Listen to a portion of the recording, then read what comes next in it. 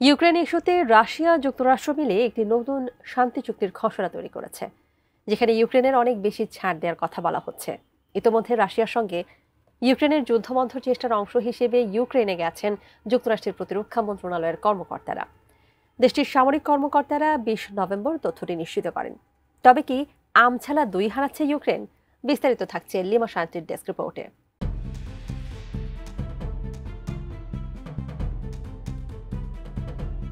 ইউক্রেনের বর্তমান পরিস্থিতি অত্যন্ত জটিল এবং এটি এমন একটি পর্যায়ে পৌঁছেছে যে অনেক পর্যবেক্ষক মনে করছেন যে দেশটি সামরিক, অর্থনৈতিক এবং রাজনৈতিক উভয় ক্ষেত্রেই একটি বড় ক্ষতির সম্মুখীন হতে পারে দেশটি। কারণ চলমান যুদ্ধে রাশিয়া ইউক্রেনের বিশাল এলাকা দখল করে রেখেছে।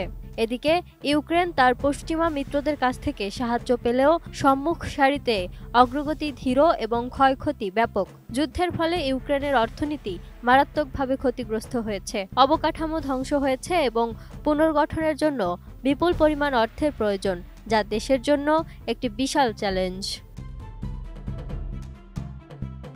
ইউক্রেনকে দেয়া পশ্চিমা সামরিক ও আর্থিক সহায়তার ধারাবাহিকতা নিয়ে প্রশ্ন উঠেছে। অভ্যন্তরীণ রাজনৈতিক কারণে কিছু পশ্চিমা দেশে এই সমর্থন হ্রাস পেতে পারে বলে আশঙ্কা করা হচ্ছে। এই সমস্ত বিষয় মিলিয়ে আমছালা দুটোই যাওয়ার মতো একটি পরিস্থিতি তৈরি হওয়ার ঝুঁকি রয়েছে। ইউক্রেন তার ভূখণ্ড ফিরে পেতে এবং একটি সার্বভৌম রাষ্ট্র হিসেবে টিকে থাকতে সংগ্রাম করছে, কিন্তু একই সাথে দীর্ঘস্থায়ী যুদ্ধের ফলে সব হারানোর ঝুঁকিও বাড়ছে।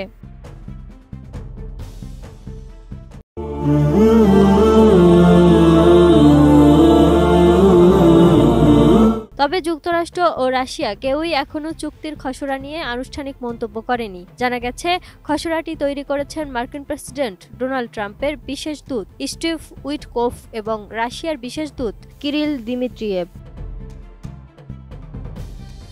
আনুষ্ঠানিকভাবে কিছু না জানালেও যুক্তরাষ্ট্রের পররাষ্ট্রমন্ত্রী মার্কো রুবিও এক্সে এক পোস্টে বলেছেন, টেকসই শান্তির জন্য উভয় পক্ষকেই কিছু কঠিন তবে জরুরি বিষয়ে একমত হতে হবে এবং ছাড় দিতে হবে। এই কারণেই আমরা এই সংঘাত শেষ করার জন্য উভয় পক্ষের মতামত নিয়ে সম্ভাব্য সমাধানের একটি তালিকা তৈরি করছি এবং তা চালিয়ে যাব।